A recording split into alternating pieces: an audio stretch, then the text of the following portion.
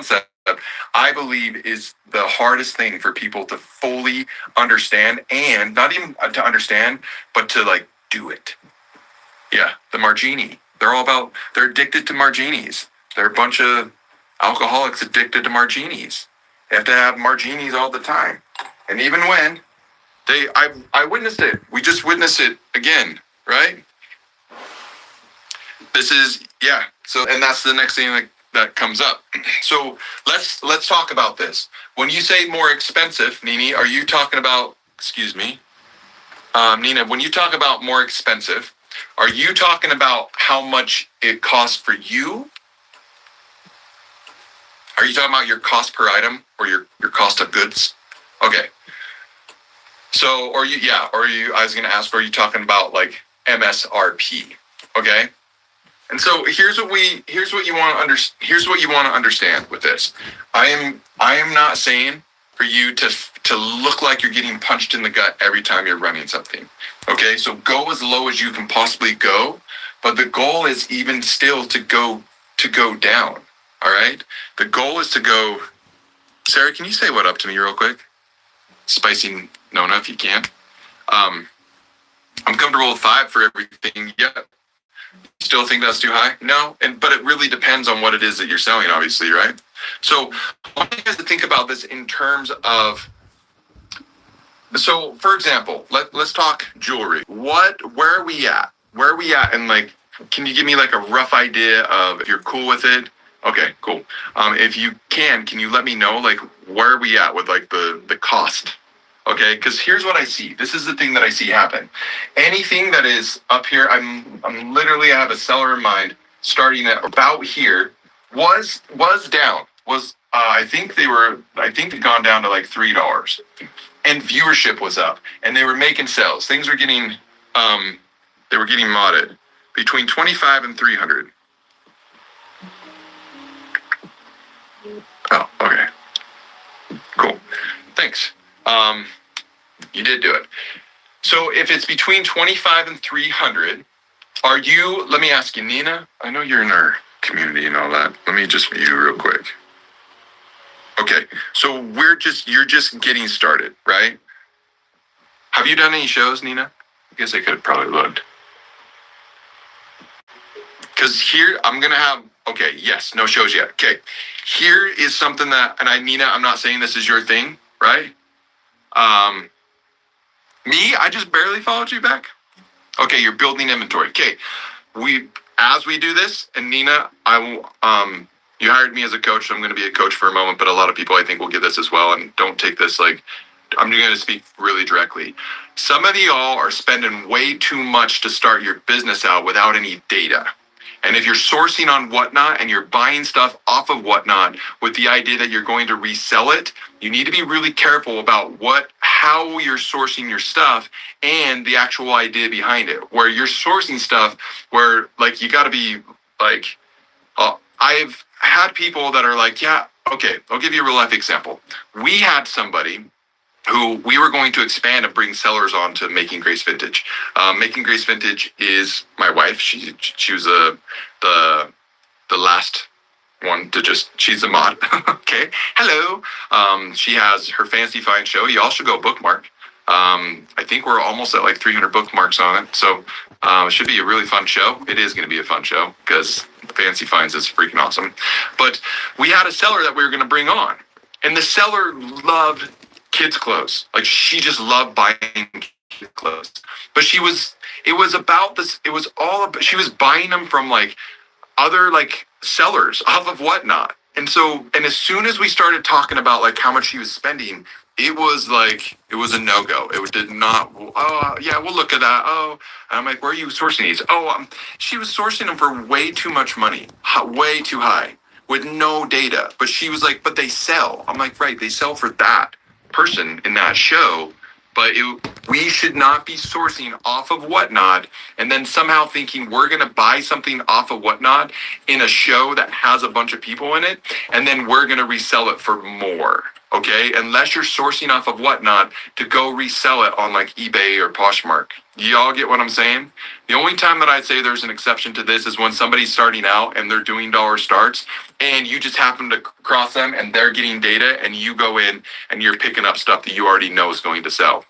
However, the way that the app is set up is we have to be really careful. We have to be really careful with where we're actually justifying the purchases that we're making from, because we're getting caught up in this and we're like, no, it's going to be that much. So for example, Nina, I would say if you're picking up stuff between $25 to $300, that's some pricey stuff. What do you anticipate the perceived market value is going to be? Meaning, if we pick up something for $300 and we sell it for $400, we don't want to go. That's not going to work. It's not going to work because you're going to have to put so much capital into your business to start, and we're focused on margin. And yeah, I don't know, man. I don't know. Do you want it? I mean, you know what I'm going to run it for.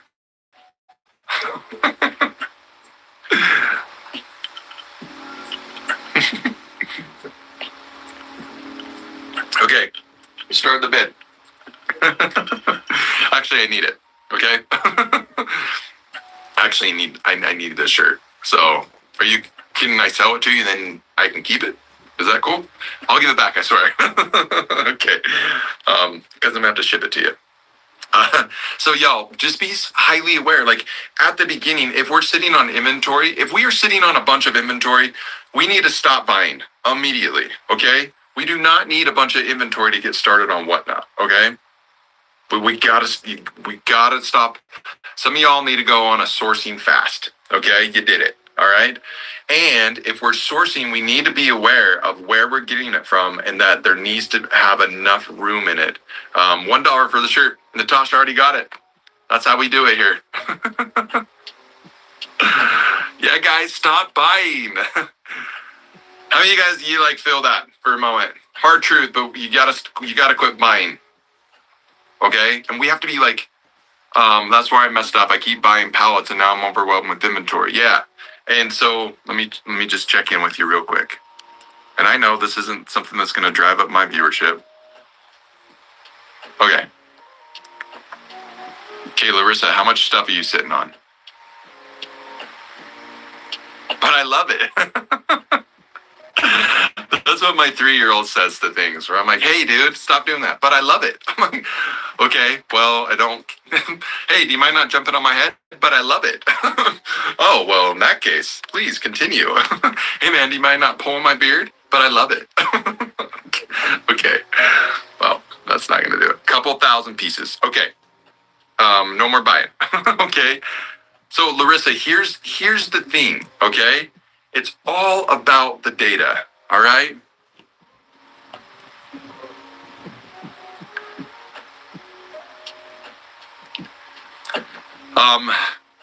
Kevin and Dell said, I heard someone say that the Whatnot buyer philosophy is not that people are looking for good deals.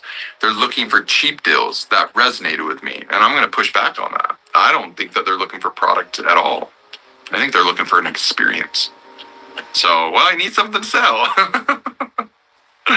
So, yeah, totally.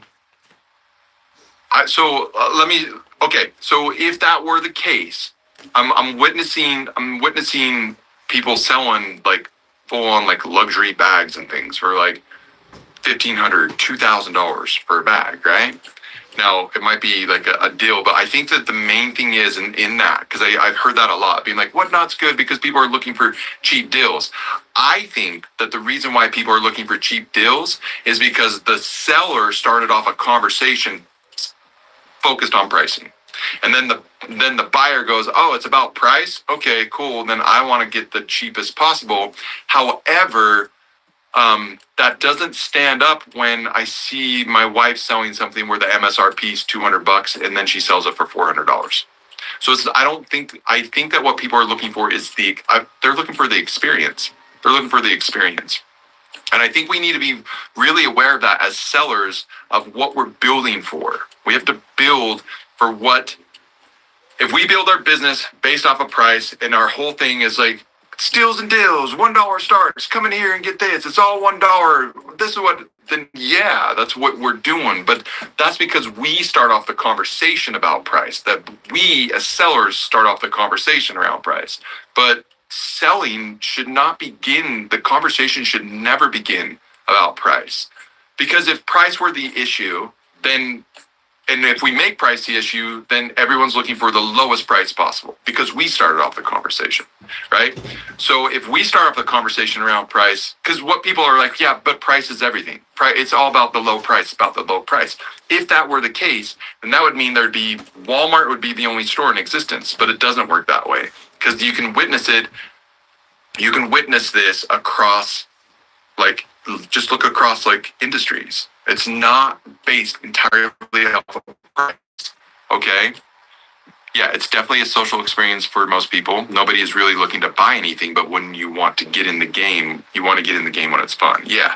So we have to be like, exactly. So what do we build for then? What do we build for? For us as the sellers, what a lot of people are building for is they're coming in to start a business and, then what is the price to start with? Okay, let's start with this. All right. That's so true, Sarah. Yeah. Okay. So let's be really clear about what we're building and what the psychology is before we get in, and I'll answer your question. Okay. So if we got to understand this. Okay.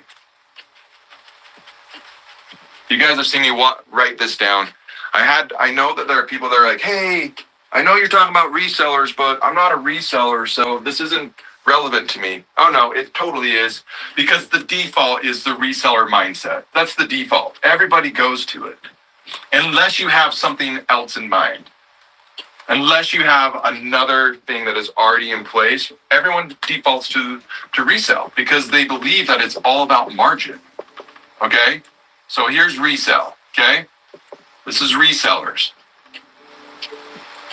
Tell me, you guys go through this and you guys tell me if this is what tends to come up for y'all, okay? So we need to understand that reselling and live selling are not the same.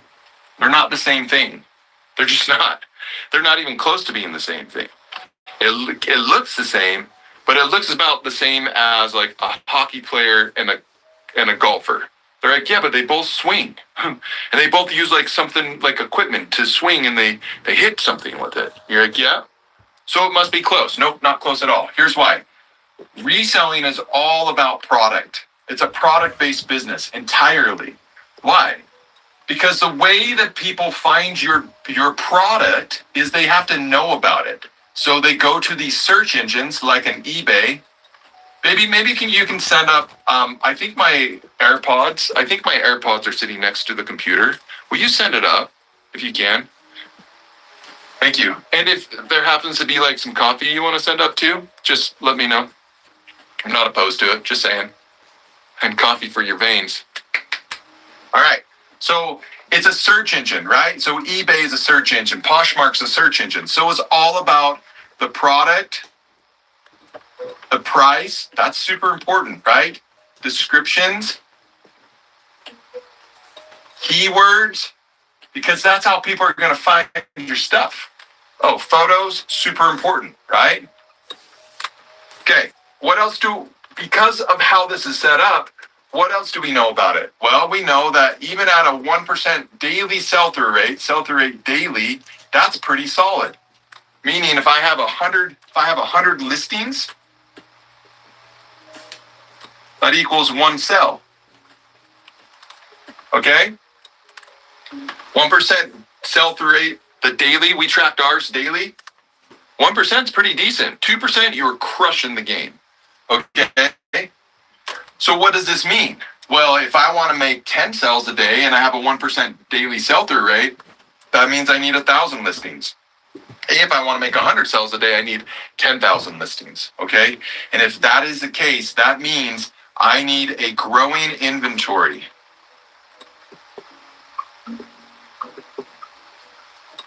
Okay? A growing inventory. Because I'm not going to have my store's not going to sell out in one day. eBay's not going to sell your store out in one day.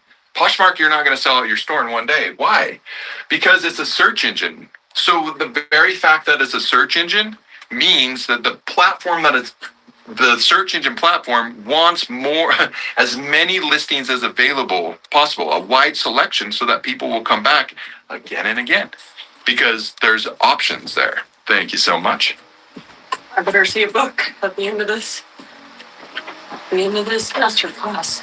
A book? Yep. And how helps the book? All right, let me make sure audio's set up, which it's not because I can hear myself. Here we go. All right. How's that? No more music for y'all. All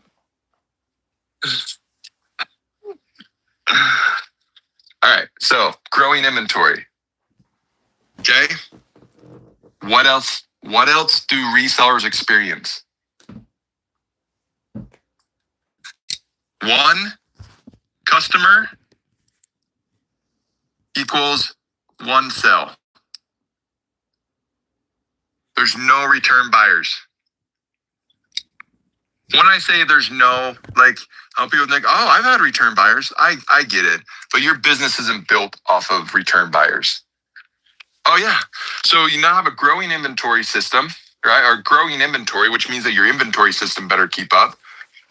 And you got to have lots of storage. And what is the most important thing? So if I have to front load all of my inventory, because if I want to make multiple sales a day, I got to be putting up some listings, right? Right? What else? I need margin over everything. I have to make margin. I have to on every transaction because I have to front load everything. So I need to be profitable. You guys have to understand, like, you can be profitable and be broke. Okay? You can be profitable and broke, meaning you could be selling every single item and making a profit margin and be broke.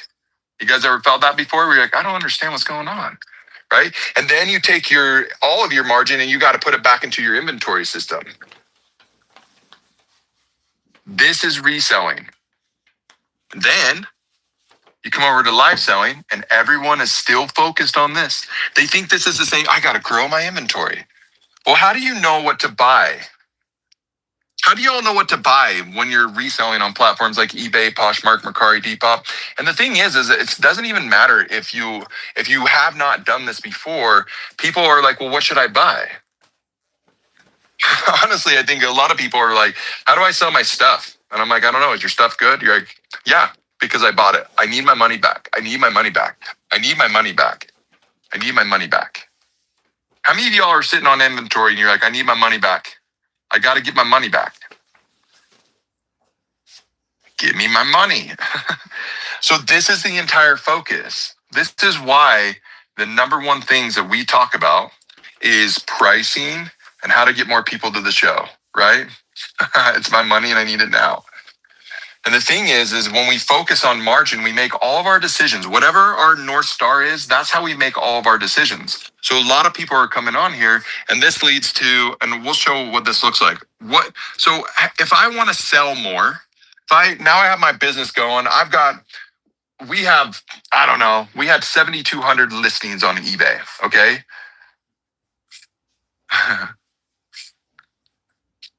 7,200 active listings on eBay. That's a lot of freaking items. All right. What are the ways? I reached a point where I was like, okay, well, we're really consistent. We are profitable, but yeah, I've got to take all of my money and put it back into my business. And every time my business grows, my overhead grows as well. And we moved away from cross listers because the whole resellers are like, well, if one search engine is good, then I should put my product across 5 different search engines and then it should 5x my business. Nope. Complexity just goes up is all that happens. You just make the same. You make the same. Well, I have more exposure to my business. Yep. You also have more complexity and you have more risk, meaning, that item that you put up on Poshmark through a cross lister, It sold on eBay 2 months ago and you didn't realize it, even though you'd marked it as sold, the cross-lister didn't pull it off. Shoot. And now you just spent 45 minutes looking for an item that your margin, you made $18 on it. We played the reselling game, y'all. What are the levers? I can do promotion. I'm not running ads. I'm not going to put any effort into being anything into social media. So I can run promotion on the listing. Okay. What else can I do? I can do offers to watchers or likers, whatever you want to call them, depending on the platform, or I can lower my price. Every single one of the things that I can do in my business as a reseller, every single one of them eats out the very thing that I'm trying to protect. And that's the only levers I have in my business. Like, what are we going to do? We're going to do a YouTube channel and invite people in? No. Who's going to watch our YouTube channel? Who watches haul videos? Resellers watch haul videos. Very rarely is it buyers who are like, oh my gosh, I gotta watch all of these videos because I'm going to go in and buy these things. No, everyone's looking at everyone else.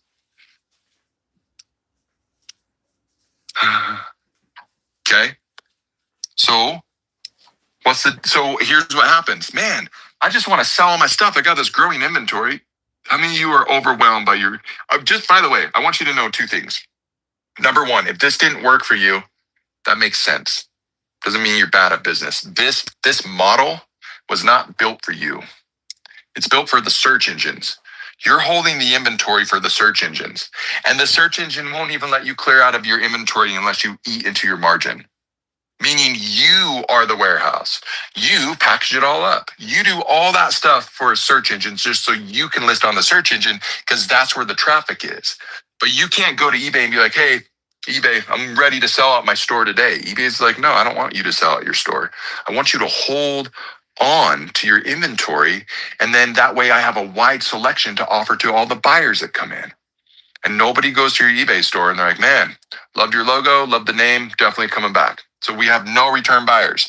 So if I have 100 listings, I got to find 100 customers. If I want to grow my business and I have 1,000 listings, I got to find 1,000 customers. And then what happens? After you've done this for a while, you're surrounded by it. People have shame and guilt about death piles and their growing inventory. Family members are concerned. It's creating problems with spouses. They're like, what are we doing with this business? This is how you do it. You got to grow the inventory, right? This model sucks, y'all. It doesn't work because of this one thing right here. This is the one thing that is the reason why it doesn't work. Because you only make one sale for one customer. I want to sell 10,000 listings. I better find 10,000 customers. That's a lot of customers, y'all. That's very difficult to do. And there's no incentive for you to like build the relationship, right? Okay. So what happens? Resellers are like, okay, I have all this inventory. I need to get rid of it. They find out about Whatnot and they come over to Whatnot. They're like, oh, Whatnot is reselling. Oh, Whatnot's reselling in front of the camera. Oh, this is great. Because this way I can get rid of stale inventory. Okay, cool. What's the assumption in that? The assumption is that based off of the research that we've done, because we watch reseller influencers off of YouTube and what the search engine tells us based off of like comps, right? Sold comps off of eBay. We assume that our inventory is good. We just automatically, like, it's not even a question.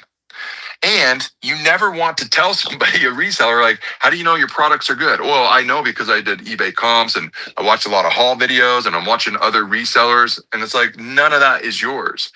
But resellers are very, very focused on their product because their business is their product. That's why they're so proud of it. Like, that's why like haul videos and like, look what I found type thing. Those videos do really well because people believe that their business is the product that they find. And if they find a product that has a good eBay comp on it, then they think that they are winning. But that's not a business. That means that all of this is your asset right here.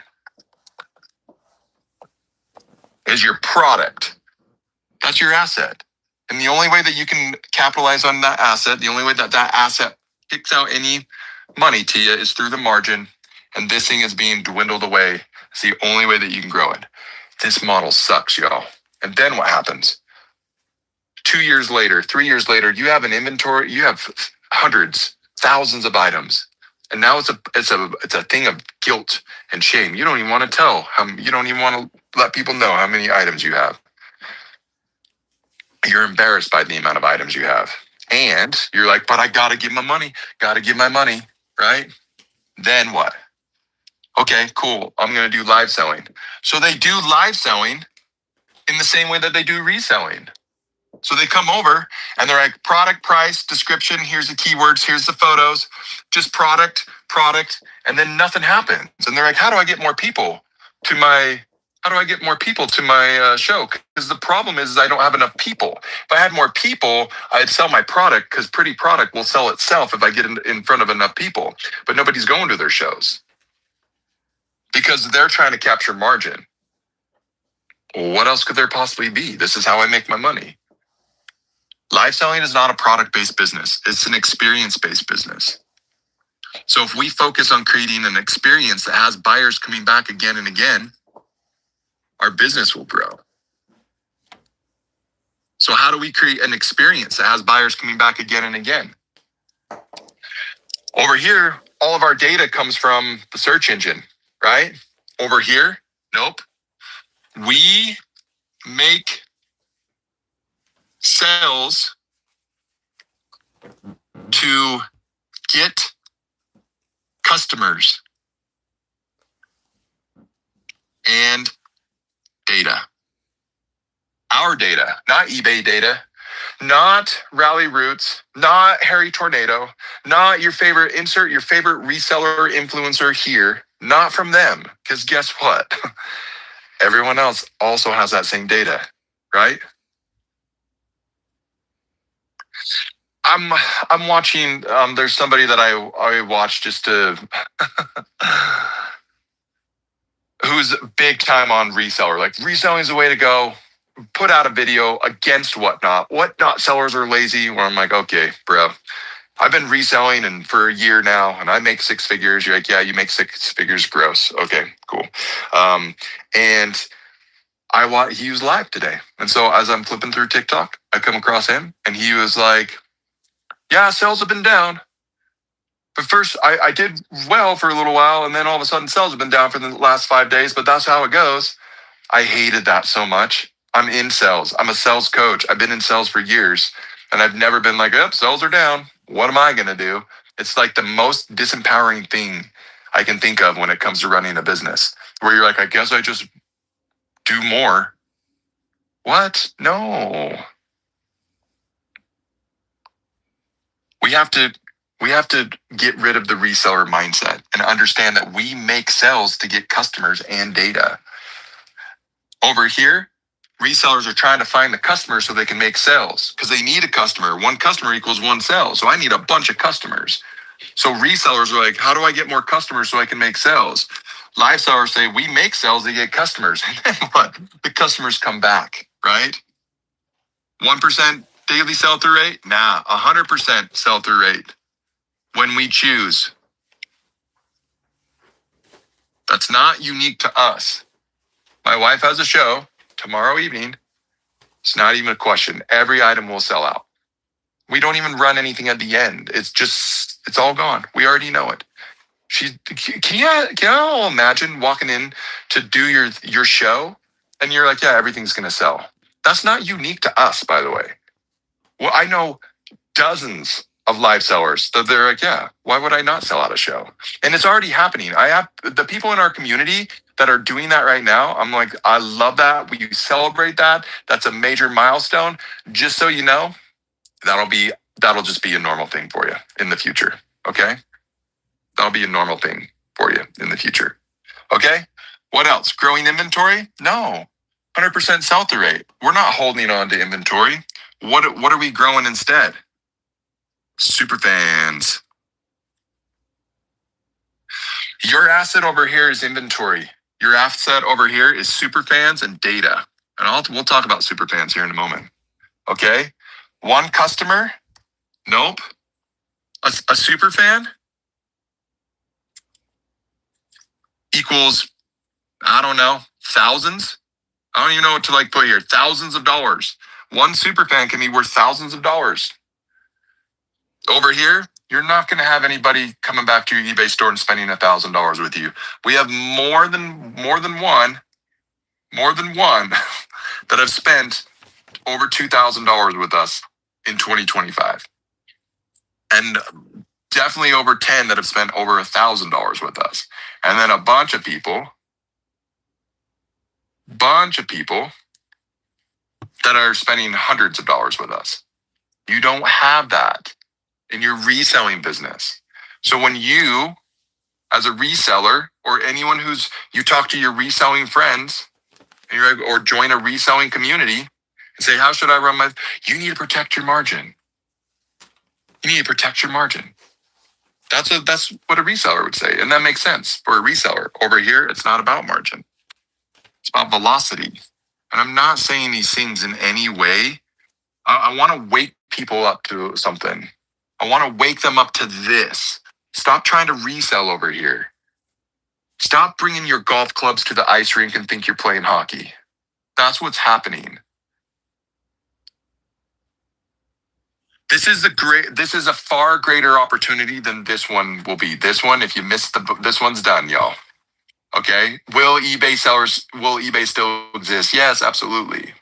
But if you want to grow a reselling business, if you want to grow this, you're going to be on multiple channels. You're going to be growing big inventory systems. You're going to need to be you're going to need a team that's going to be putting up listings every day, or you got to be a psychopath and put up 100 listings by yourself every day.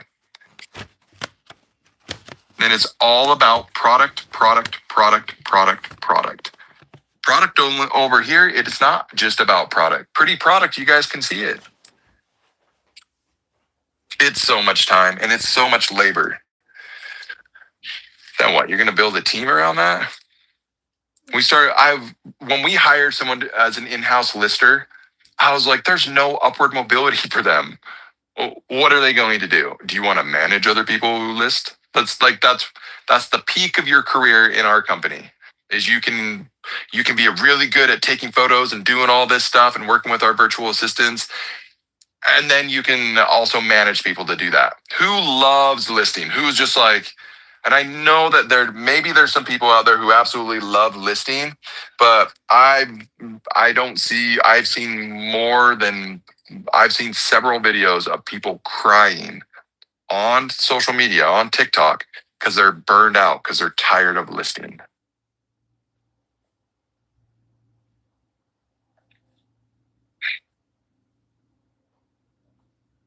And then when you don't keep up with that, then you beat yourself up. Oh man. And Daily Refinement, he's putting up 100, 200 listings a day. Tech and Sports does 250 by himself. Tech and Sports doesn't even sleep.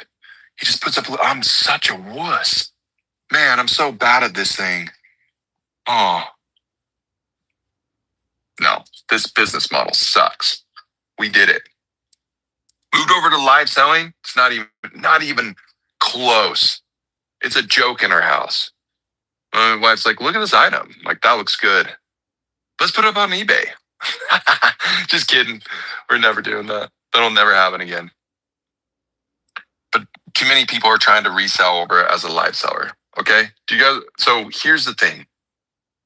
If you want to be a live seller,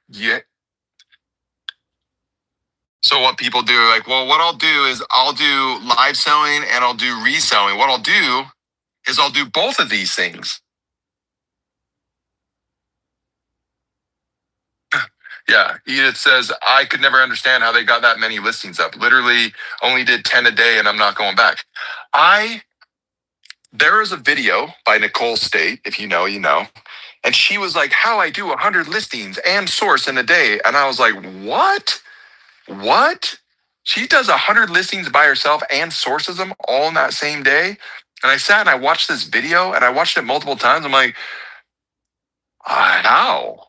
Of course, she doesn't show herself doing it. She just put up a video of how she did an incredible amount of listings every single day. And that's how she was growing it. Now looking back, I'm like, nah. I remember somebody on Poshmark being like standing, or I saw it on social media that they were standing next to these boxes, these boxes of like USPS priority boxes, and they were stacked higher than this girl, and they were on both sides, like she was standing in between these pillars, being like, "Just another day on eBay," and I'm like, "What?" Or it was Poshmark. It was Poshmark, and I was like, "Wow, we're on Poshmark. How do we do that?" And then I go to her Poshmark closet, and I was like, it's weird that she doesn't have even. I counted the boxes, and she had less sales than she had boxes.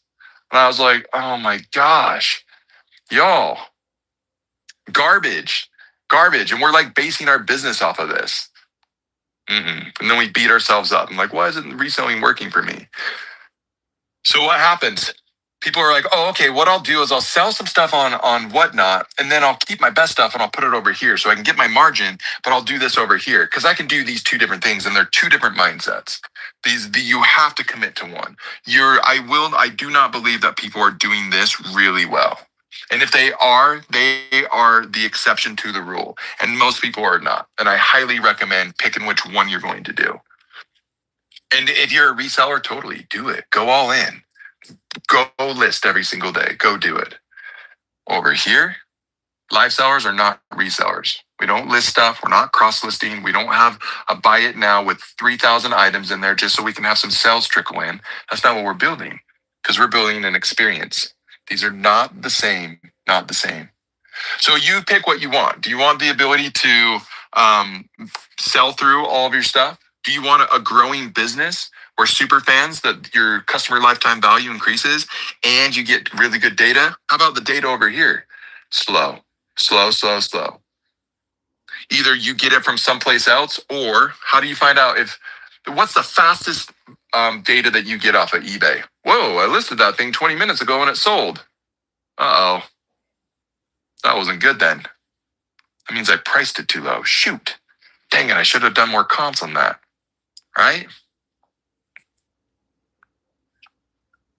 This is hard to side hustle, by the way. Live sellers, if you're not in this, if you're not going to grow this to be like a full-time thing eventually, this is really hard to side hustle it. Why? Because, well, because we have a growing community of sellers that are becoming more and more sophisticated every day. So you're going to be competing with them. They're just going to get better week after week after week. So you're going to be keeping up with them. And most likely you're going to be focused on margin and product, and all your buyers are going to go, all the people, all the viewers are in the experience-based businesses, right? Kristen, you've been reading Playbook, I can tell. Been talking about 80-20. Okay, so you can tell that I'm passionate about this. Okay, and I also like, if this one thing, this would be the one thing that I have to cover it, because people drift back to this so quickly. I was talking about this with my business coach today, who's not a live seller. He has his own business. He's not, but we're talking business. This is a different. These are two different business models. And I'm like, oh man, it's so crazy, because there are people that they will do this, they start getting results, and then they drift back to this where they're trying to get margin and they're trying to do these higher start prices, and they keep increasing it, and then their viewership goes down.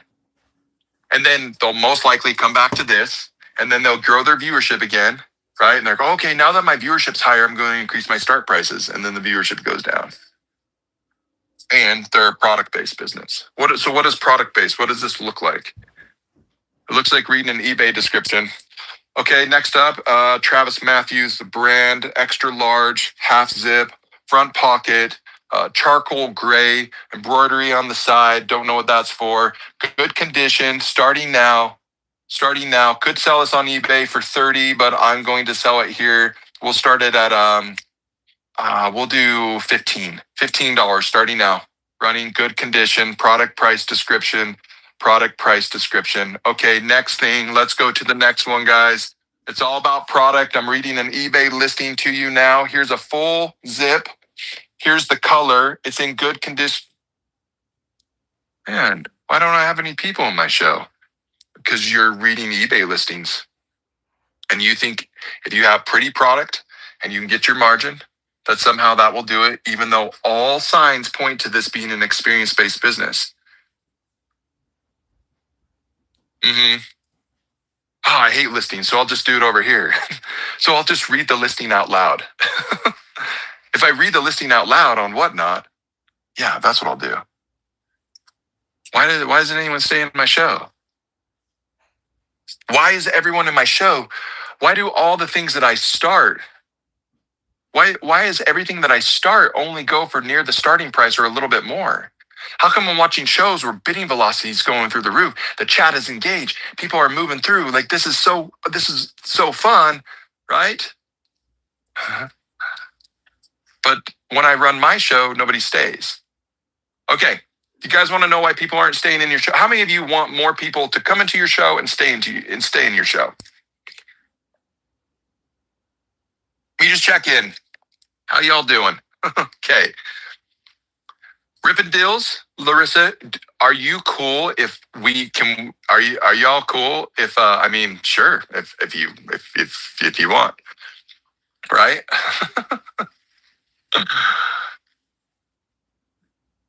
Haven't had my first show yet.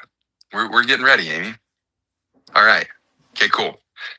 For those of you that answer, will you let's engage for a little bit. I want to show you some things, okay? I want to show you something. All right.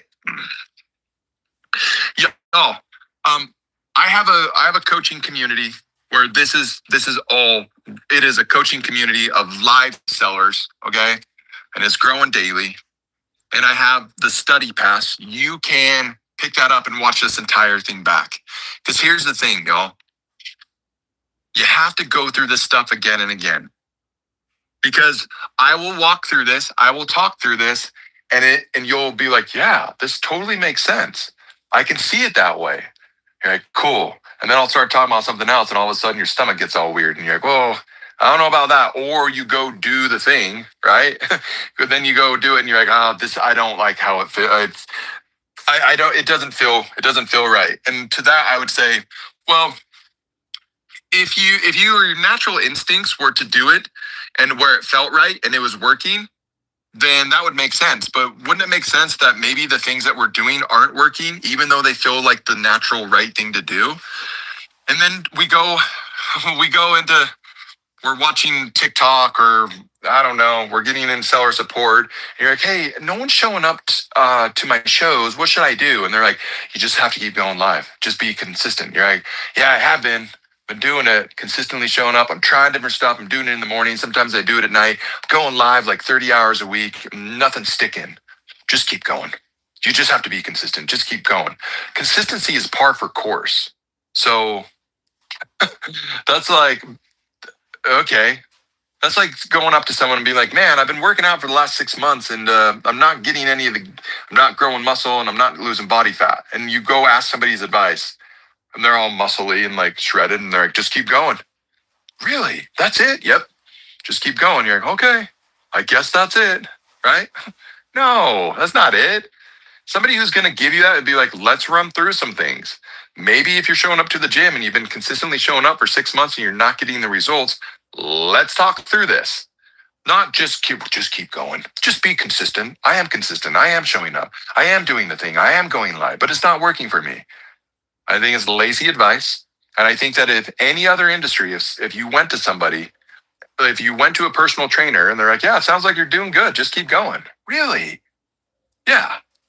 So in 6 months, it should be different? Maybe. If you're consistent, that's what it takes.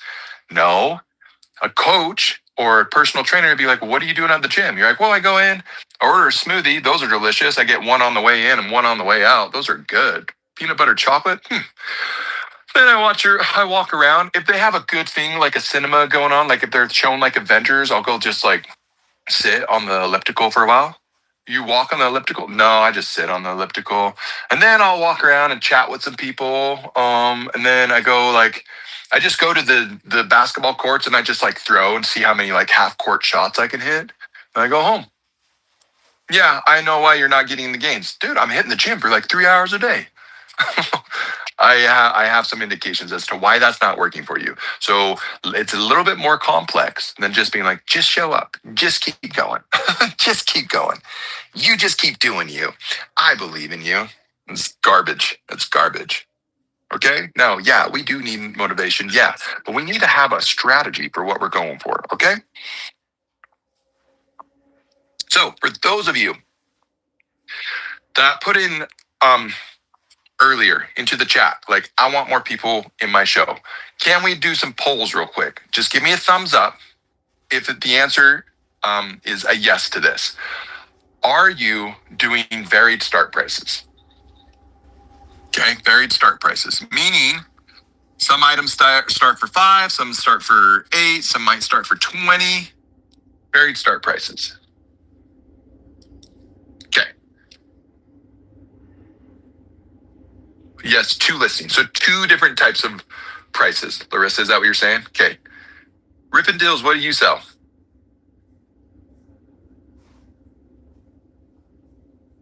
Okay. Another thing. Your start bids are $10, over $10. How many of you, your start bids are over $10? Manufacturer food product. You're selling food? What kind of food are you selling? Yes, but mine are 1 or 2. Weather Shanty, are the $1 or $2, is that in the same show? Like some you're starting for 1, some you're starting for 2? Okay. Okay, I'm going to show you some stuff, all right? 3, what else? Oh, you take or ask for requests. How many of you take or ask for requests?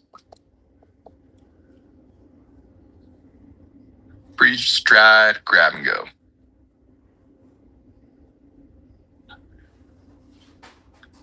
I like it. Anyone else taking requests? All right.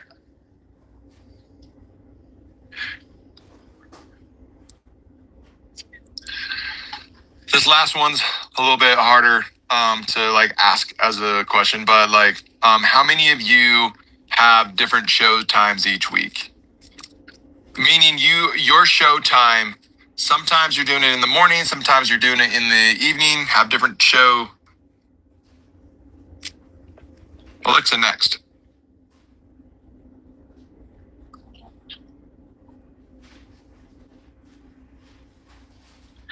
Standard time daily. Okay, so you're going live daily. Rip and Deals. Every day. Okay, how many people do you have in your show? Mostly the same pop-ups. All right. Okay, when you say pop-up, is it a literal pop-up where you're just like, I'm here? 20 average. All right. I do vary, but I try to be consistent. Okay. Okay. Rip and Deals, something with your grab and go, you're going to have a known cap, right? You're going to have a known cap for how much your food's going to go for, right? No, I move times. Yeah.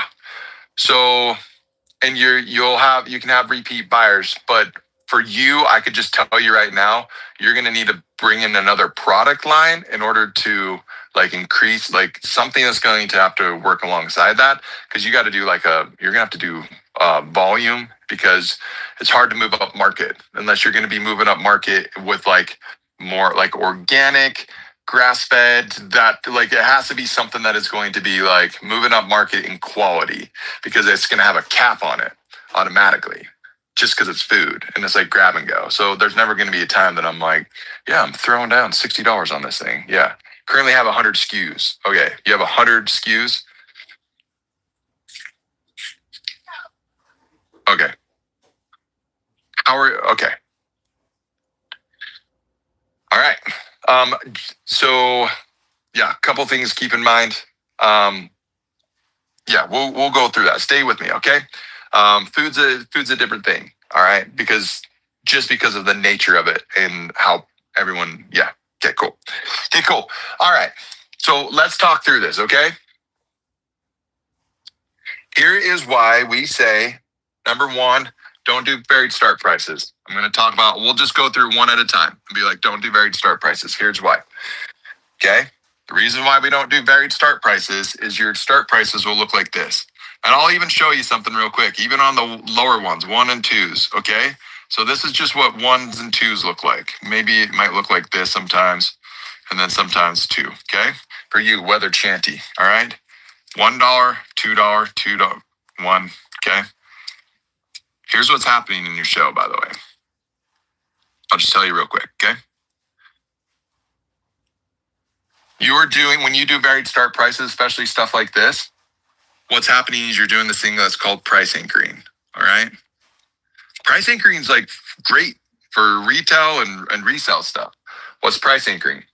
Price anchoring is we're using, if I go to Starbucks and I order a tall, or I'm looking at the menu that has a tall, a grande, a venti, and yes, guys, I'm a coffee drinker, so I know about the Trento, okay? But stick with me, all right? The tall, let's say it's $4.25. The grande is $5.25.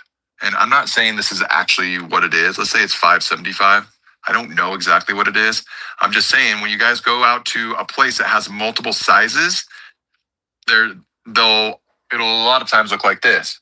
You'll go and be like, a tall is $4.25. I want a little bit more than that.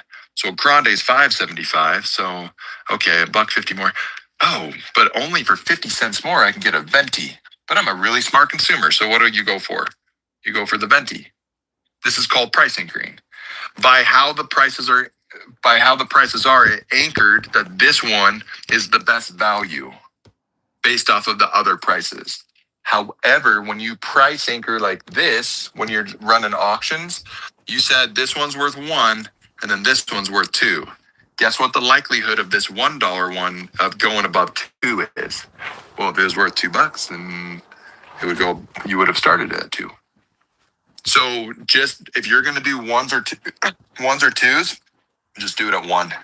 Just do it at 1. Okay. So that's one reason why we don't do price anchoring. Okay. Because you anchored your $1 one against the $2 one. And so then people automatically assume that it's worth less. Okay, cool. Number 2 is decision fatigue. Decision fatigue is because humans make so many decisions every day, our brain literally gets tired. And it's like when somebody asks you at the end of the day what you want to eat for dinner, and you're like, I don't know, dude, are you serious? Don't ask me questions like that. How am I supposed to make such a serious decision? Like your brain, this is like a heavy lift at this point because you're fatigued. So the brain is really efficient. It's only going to make the decisions. It's only going to use the energy that it needs to. That's why if I just sat here and was like, all right, guys, let's do some math in our head. Who wants to do math? And just like 21 subtract 7. And I just started going through that.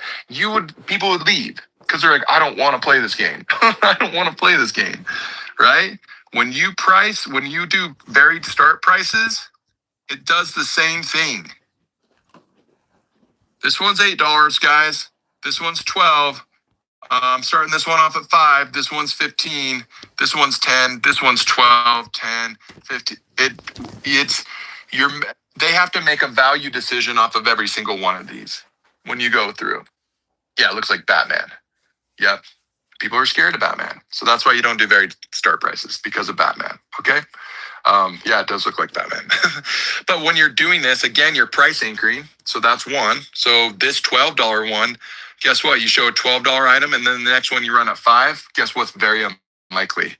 That this thing's going to go above 12. Very unlikely. Okay. Well, why is this one 12 and this one's 15? Oh, well, because I spent more on this one and I do this thing where I add 20% above it. I want to make 20%, or I add like $5 on top of it. And I spent on this one, I spent $7, and this one I spent 10, but that's you, right? When people come into your show and they see this type of stuff, the brain just subconsciously is like, nah, I don't want to do that, right? Unless they're absolutely hunting for stuff. And here's the third thing. When you start off the conversation around this with price, when people come in, you're starting off the conversation in the buyer's head to be focused on price. conversation. What do I mean by that? It means that because I'm changing up my pricing, because I'm changing that up, that means that the buyer is now focused on the price because you're focused on the price because you keep switching it up on them. So they're like, oh, price is important. And here's what happens whenever you start off a sales conversation about price. However you start the conversation will be what the buyer focuses on, okay, or the viewer, which means that if you're like, hey guys, price, this one, and you start off all of your stuff about like price and here's how much, that's retail. Retail does that. Retail does the thing of like, hey guys, this is $500, but today you can get it for $400. That's retail. You can get 20% off right now, right? But when you start off the pricing conversation, what is the buyer's go-to? What are they focused on? The lowest price possible. So now they're playing the game. That's why you see these varied start prices. They very rarely go way above what they start out at, especially if they have like this level of like variability. That they very rarely. So this $15 one will go for like $18, or this $15 one will go for $15. Very rarely does it go from like 15 up to like 84. Right. And then if it does, this $5 one, it becomes hard to even sell the $5 ones. Why? Because there's a price conversation and they're price anchored and they're looking at the $5 being like, don't try to sell me your garbage at $5 because you told them what the value was. And you told them this conversation is about price. And then the buyer becomes the best negotiator in the world. And so it turns into the relationship between the buyer and the seller, where the seller's goal is to make more money off of it, even though it's not working because of what they're doing. And then the buyer is trying to get the best deal possible. So the buyer is now in that mode of being like, I'm trying to get deals. I'm trying to get deals. I'm trying to get deals. And what you're saying is, and then people are like, yeah, what I heard is that like whatnot is just people just looking for deals. No, it's not just people looking for deals. It's because of the conversation that the seller is starting. It's the sellers that are creating that conversation in the buyer's head, not the buyers. Want me to prove it to you? I'll prove it to you. Okay. So here's the reason. I'll prove it to you in here in just a moment. All right. I'll do it right now, actually. Okay. When we start off the conversation around price, the buyer becomes focused on price. When we start off the conversation of, do you like this? Do you want this? And that's the only question that we want them to answer, everything changes. I'm going to show you. You guys tell me, all right?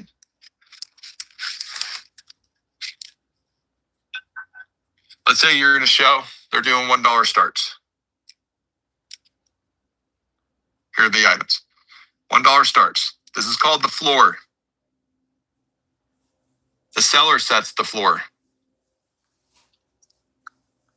All right. And I'm sitting next to you. Okay. So you and me, Larissa, we're hanging out. I'm on my phone. You're on your phone and you're watching this show and we're watching the same show. And this third item comes up and I'm like, you like that? You're like, yeah, I do. Let's say what it is. Larissa, what's the last thing that you purchased off of Whatnot?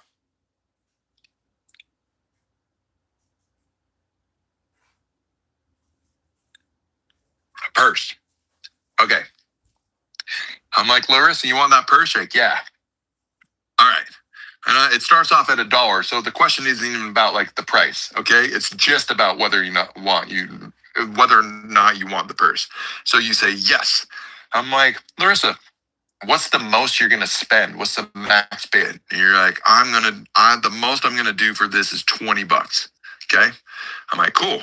And so then the bidding begins. They start the auction, and you start the first one, and it goes for it's a $1. So that's right there. Okay. And you say, yeah, $1. Then it goes up. And you go $5. Goes up again. You're like $9, right?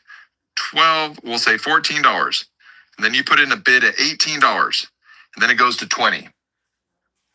And Larissa goes, oh man, my max bid was $20. So I'll just let that one go. Maybe I'll have a better shot at the next one, right? Larissa, is that what you do? Or do you go 23, 27, and then $30? And I'm like, And then you, of course, immediately turn to me and say, that actually retails for like far more. And I needed one just like that. And I've been looking at it, and that was a real, like $30. I still got them. And you start telling me about, if it goes over what I have, I quit bidding. And then the next one goes for way more. Why?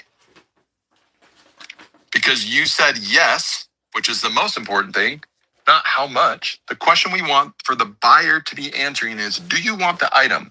We want them to say yes, not how much. If the buyer comes back in their brain and says, I don't know how much, we are already off to the wrong thing, because we want them to say yes. Because Larissa started off and is like, yeah, that's my purse, right? It says yes. $5, you're like, oh, this is gonna be fun. I wonder if it's gonna be my everyday purse. $9, you're like, ooh, this is gonna be actually great at this event that I have coming up. $14, you've already unloaded stuff out of your purse and started to put it in this one in your brain. Gets to $18, it's now your favorite purse. And when somebody bid 20 on it, somebody's trying to steal your purse. So you got to go get it, because at 23, this thing is your favorite purse of all time. At 27, you've already decided that you're going to pass it along to your daughter. And then at 30, you're justifying why you won it and why it was such a good deal. Because at $20, your max bid, somebody was trying to steal your purse. And people will do more, they will spend more to keep what they've already gained than they will to get something that they don't have. You will do more to keep your house than you will to go get your dream house. How many of you have done this before, where you've started off, it's an auction bid, your max bid is 20 or whatever it is, and you blew through your budget 30 seconds later? Yeah, right.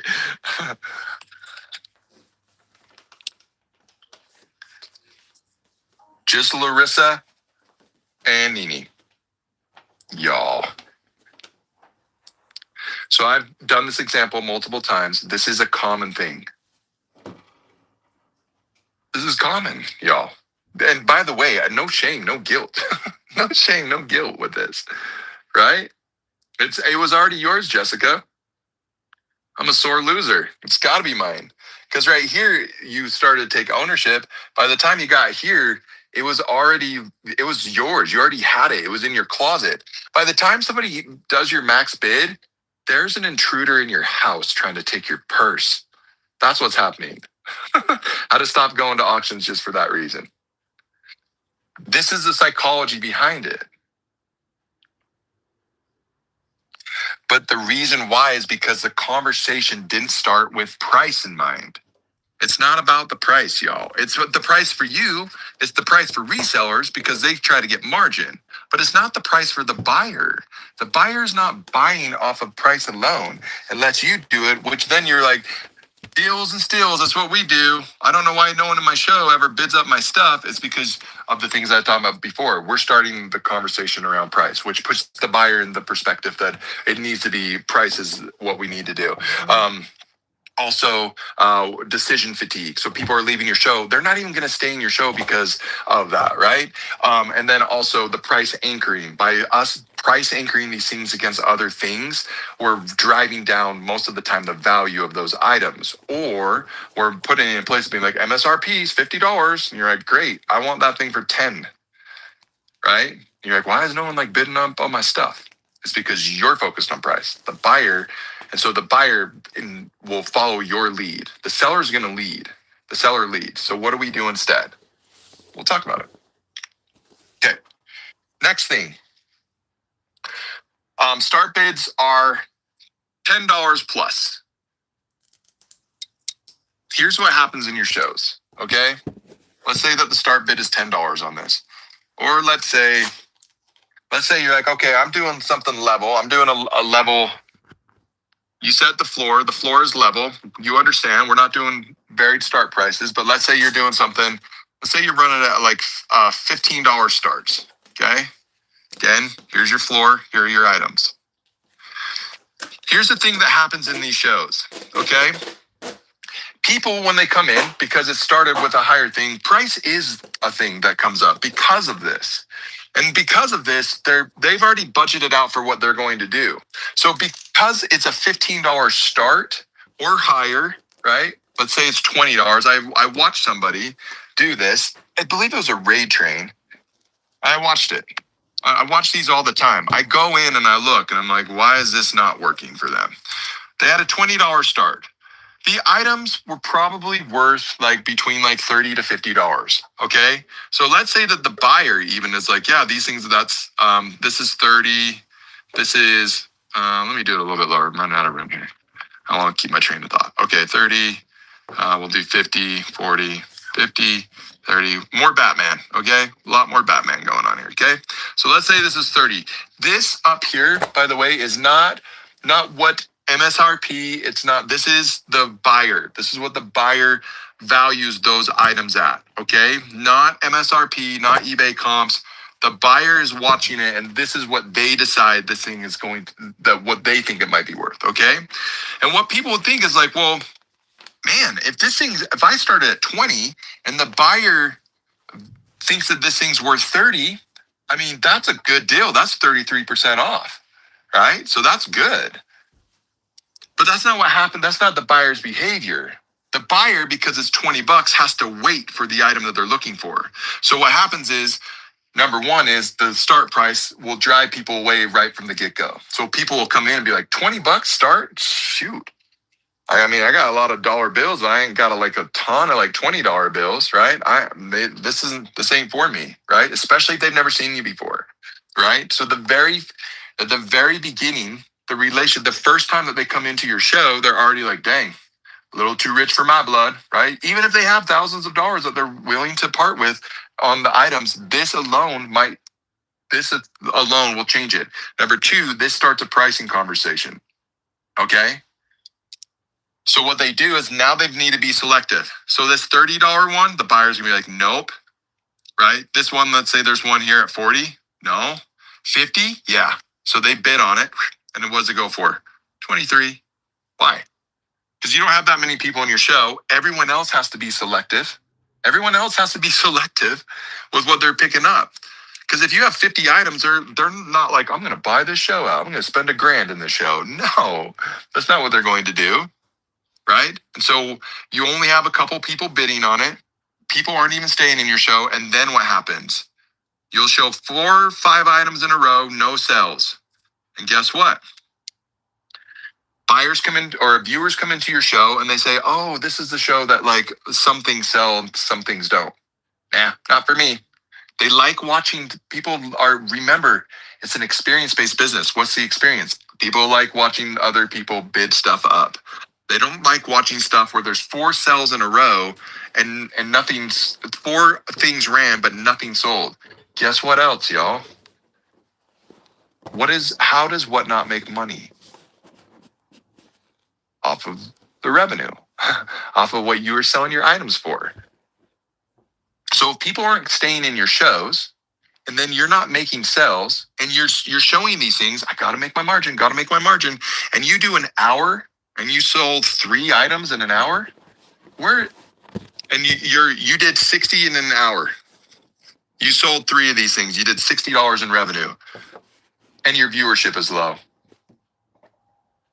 Where's Whatnot going to take it? They're going to send it to the person who's doing $200 an hour in revenue, and the buyers are engaging, and people are staying in the show, and the chat's going off, right? Because sales are being made.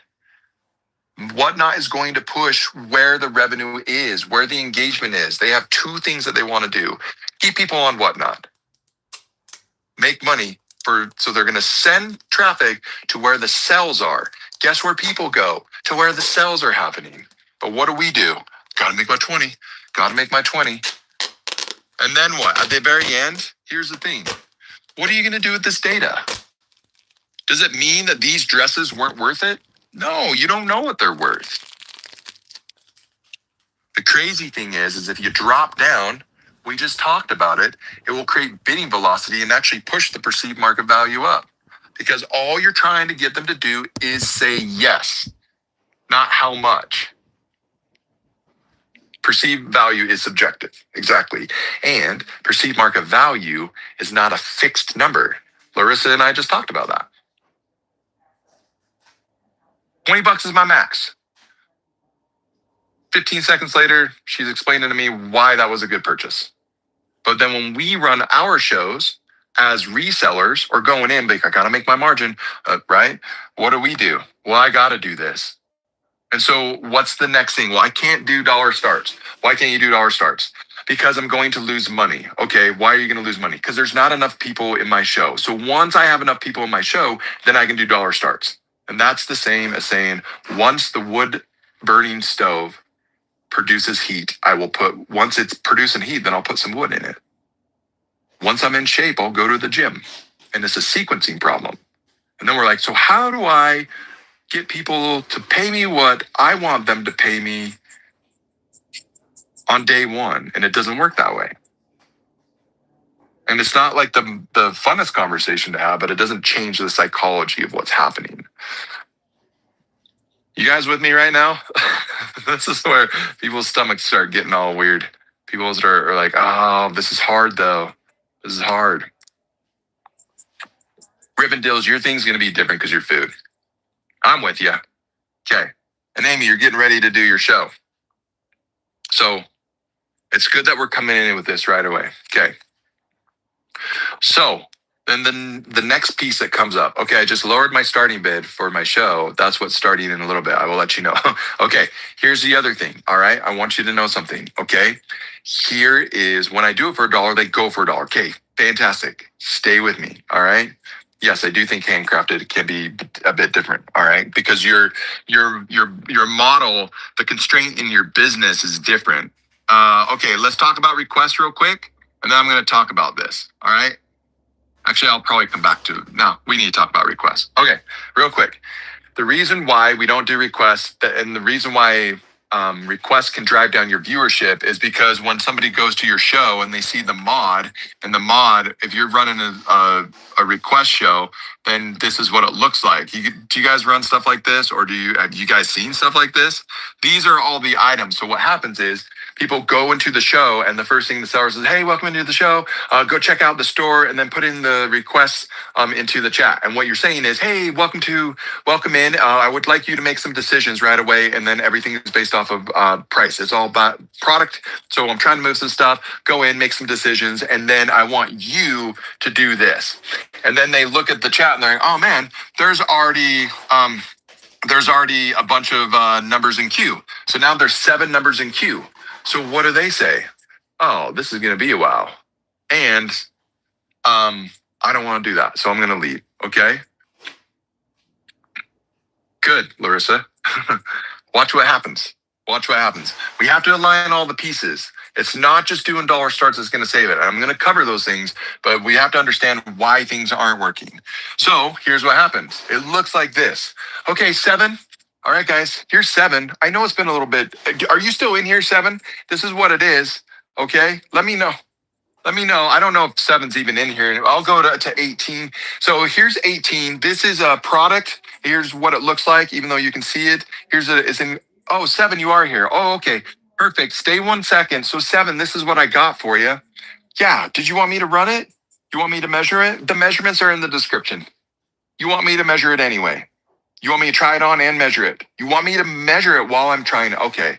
Yeah, I can do that. Let me just stop everything I'm doing and take care of one person, even though I have 26, 25, 18, 13 people on my show. Shoot, why is my viewership going down?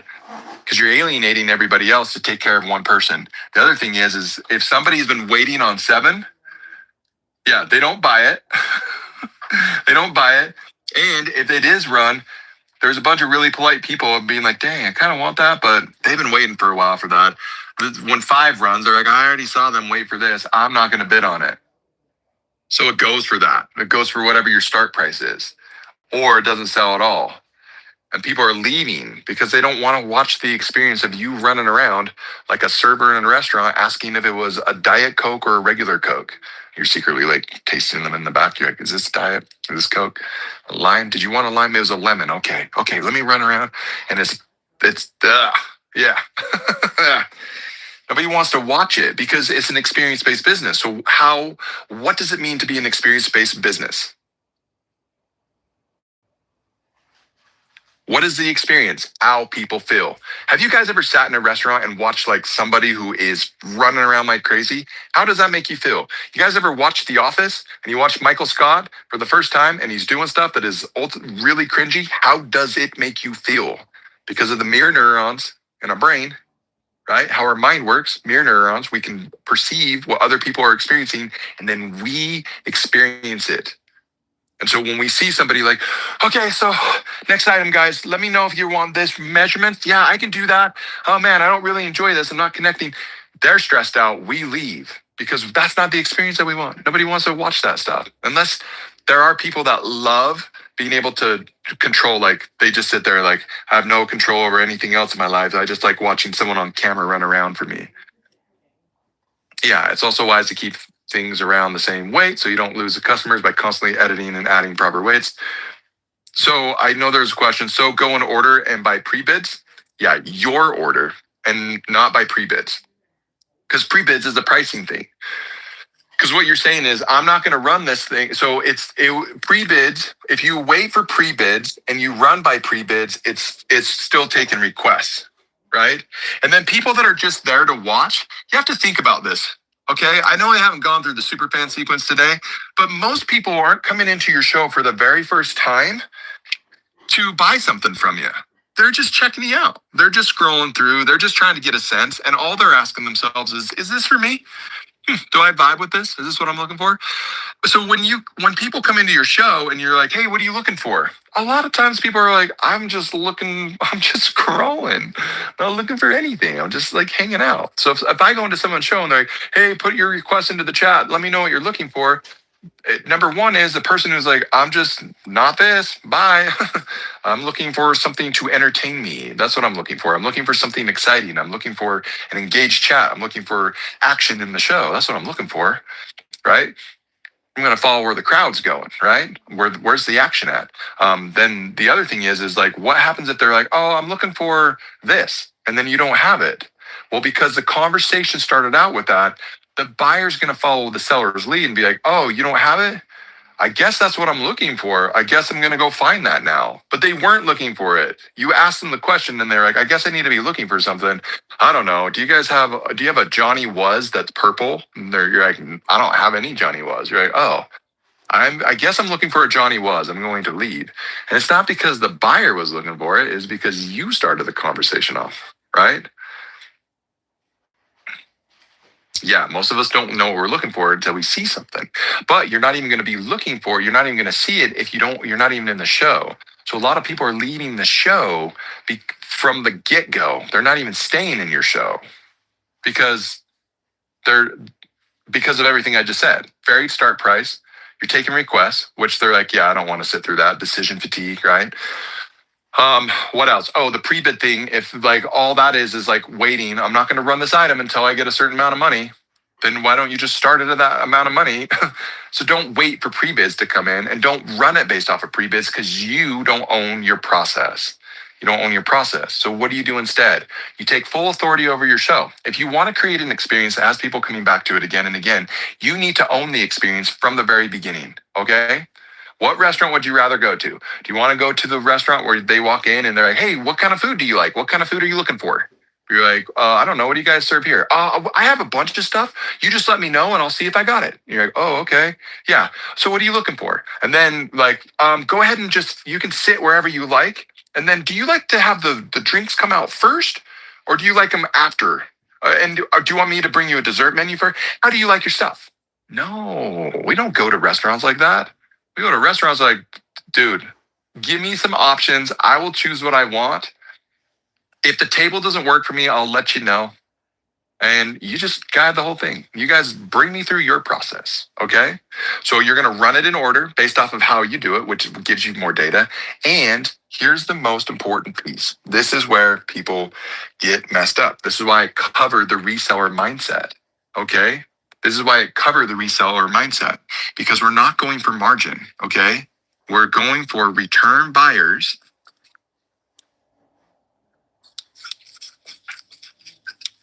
and data. That's it.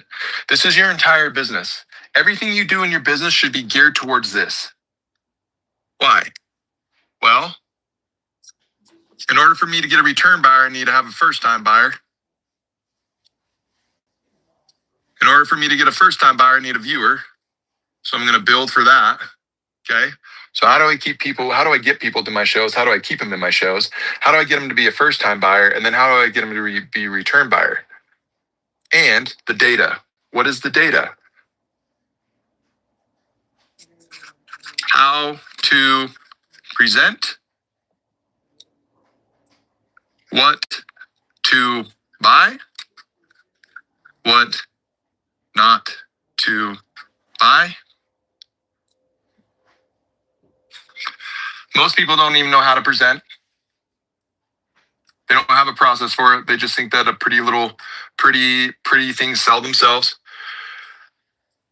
What to buy, they honestly don't know. So they buy a bunch of stuff. And what not to buy, they never even look at this. So earlier when we were talking about the starts, the $1 starts, the purpose of the $1 start is number one, keep viewers, first-time buyers, because we make sales in order to get customers. That's the goal. How do I get a first-time buyer? I need to make a sale. What's the best way for me to make a sale? Have them say yes. How do I do that? I need to focus on whether or not they want the item. Here's what we do. This is it. You ready? Here's the secret sauce. This is how people become successful. If I draw a circle around it, it means it went for $1. If I draw an X under it, it means it didn't sell. Okay? We're running $1, sells at $1. Run this one, bids up to 3. Run this one, didn't sell. Run this one, goes up to 5. Run this one, goes for $1. Run this one, goes for $1. Goes for $1. Goes for $1. This one goes up to 7. This one doesn't sell. This one doesn't sell. I'm going to add a couple more here. This one sells at $1. This one goes up to $12. This one doesn't sell. This one bids up to $18. And then this one sells. The reseller goes back through, adds it all up, and is like, dang, how much money did I make? The live seller goes through and says, why did these sell? Why didn't these ones sell? And they say, no more, taking those ones out. These ones, they sold, but they didn't get bid up. Okay, next time I go out sourcing, I'm going to go find more things that are like this. Cool. I'm especially looking at these ones, right? What happened with these ones? Then they do the next show.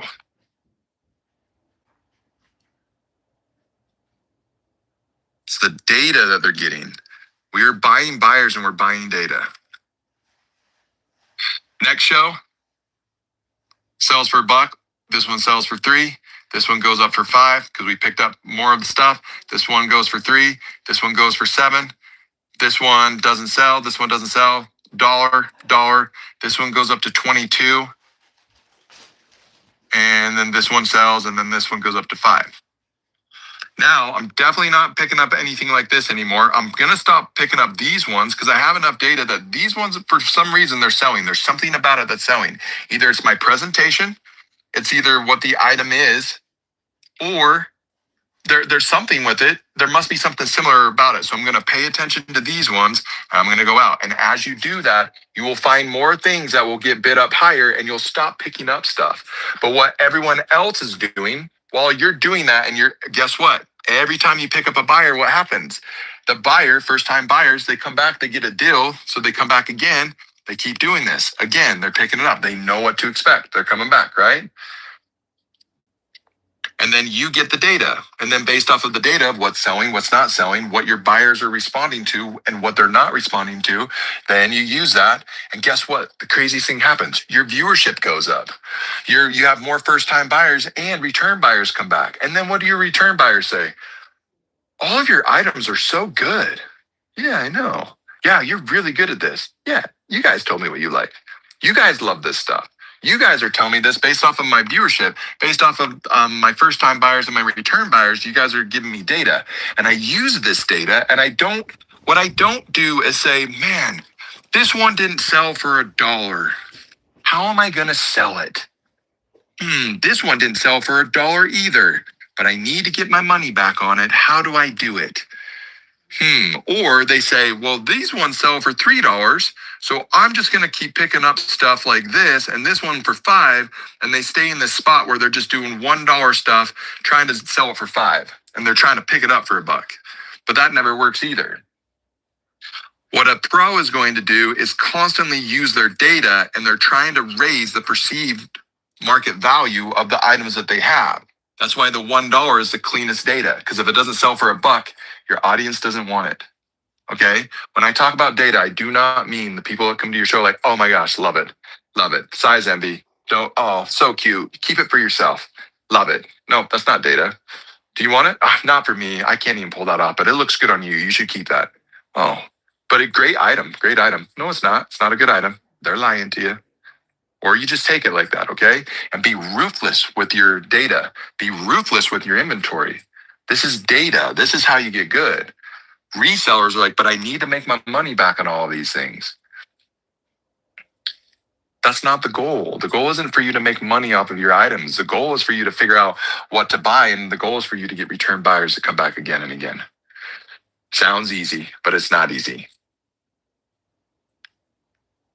And it's not because of the reason why it's difficult to do has nothing to do with whatnot. It doesn't have to do with a lack of inventory out there, because there's plenty of inventory. It doesn't have to do with a lack of money. It has to do with this and this.